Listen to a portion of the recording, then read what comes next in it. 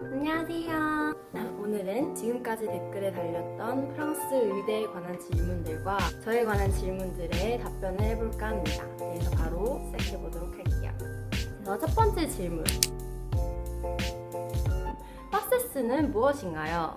프랑스 의대는 한국 의대와 달리 고등학교에서 의대에 진급하는 것이 비교적 수월해요. 근데 의대 1학년에서 2학년 올라가는 것이 어려워요. 파세스라는 진급시험이 상위 10에서 20%의 학생들만 통과시켰기 때문에 저 같은 경우도 1,500명의 1학년 학생들 중에 340명만 2학년으로 진급할 수 있었어요.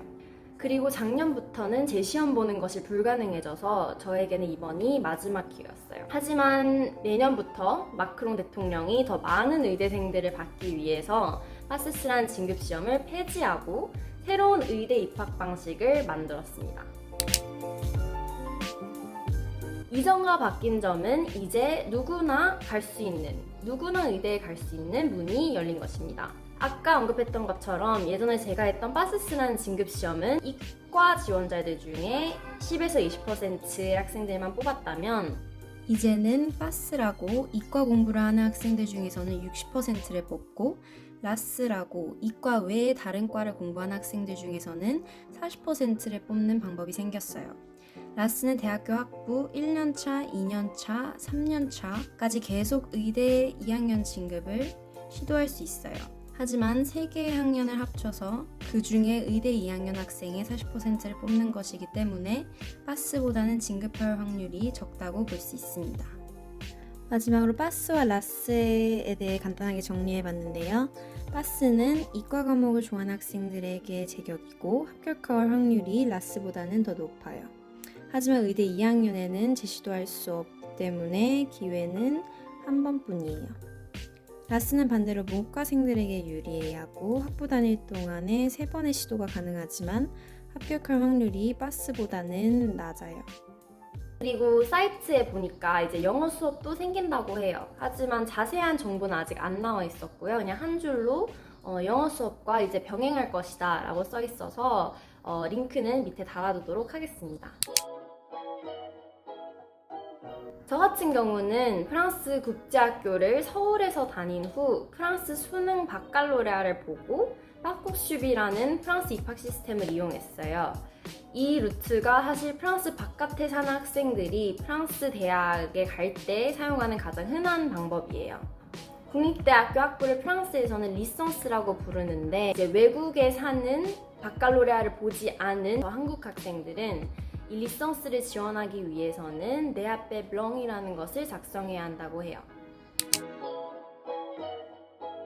제 생각에는 한국 학생들이 프랑스 의대에 가기 위해서는 불어 실력이 수준급 이상이어야 한다고 생각해요. 예를 들어서 델프, 세앙이나 세드 정도의 실력을 갖고 있어야 한다고 저는 생각합니다.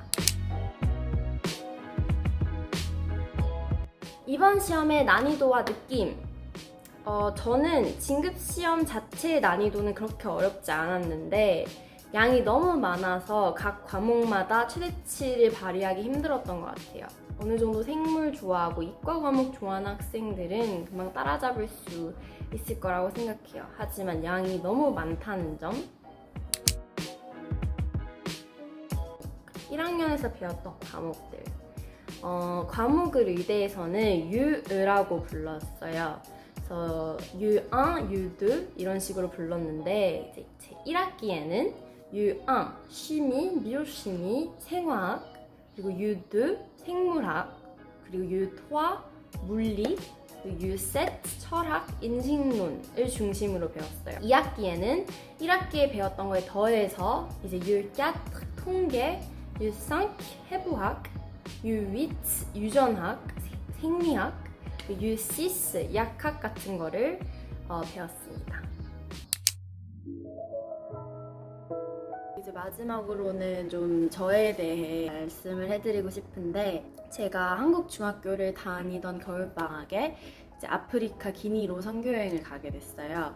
거기서 이제 만난 아이들이 저를 잘 따라줘서 재밌게 같이 놀아주면서 이제 많이 친해졌죠. 이제 선교사님이 그곳에서는 종교적인 이유로 어린 여자애들도 할례를 받아야 하고 열악한 환경에서 자행되는 경우가 많아서 평생 합병증으로 고통 속에서 살거나 사망에 이르기도 한다고 말씀해 주셨어요. 이제 어린 제 마음에는 뭔가 이 아이들을 돕고 싶다는 그런 생각이 처음 들었었던 것 같아요. 그때부터 세계 곳곳에 어려운 사람들과 아이들을 도우며 살고 싶어서 유엔의 공용 언어이자 아프리카의 공식 언어인 프랑스어를 배우고 싶었고 이제 또 배우기 위해 이제 프랑스 국제학교에 입학하게 됐어요.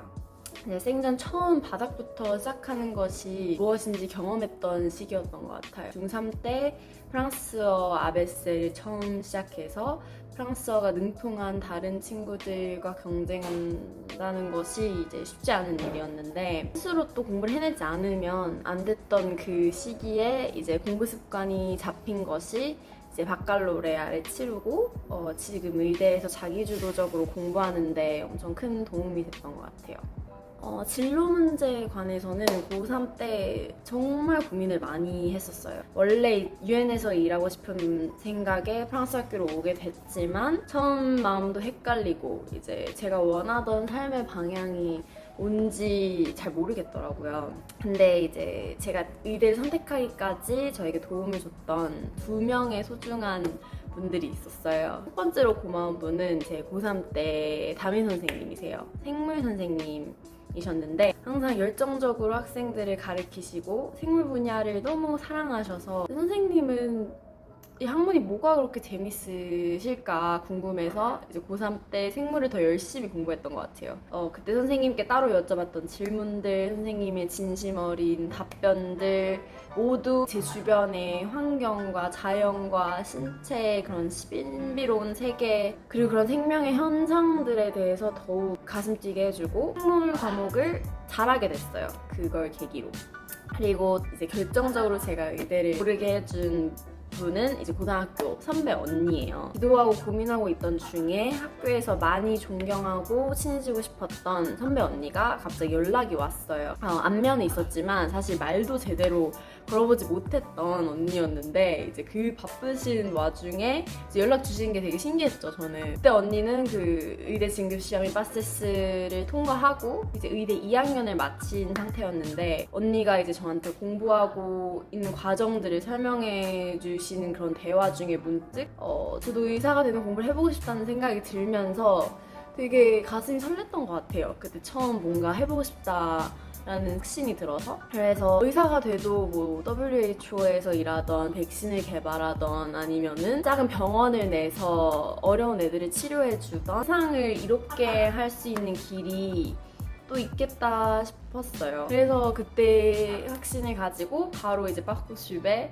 이제 파리에 있는 의대를 지원을 했죠. 그래서 이제 지금까지 무사히 마친 제 삶의 이야기였습니다.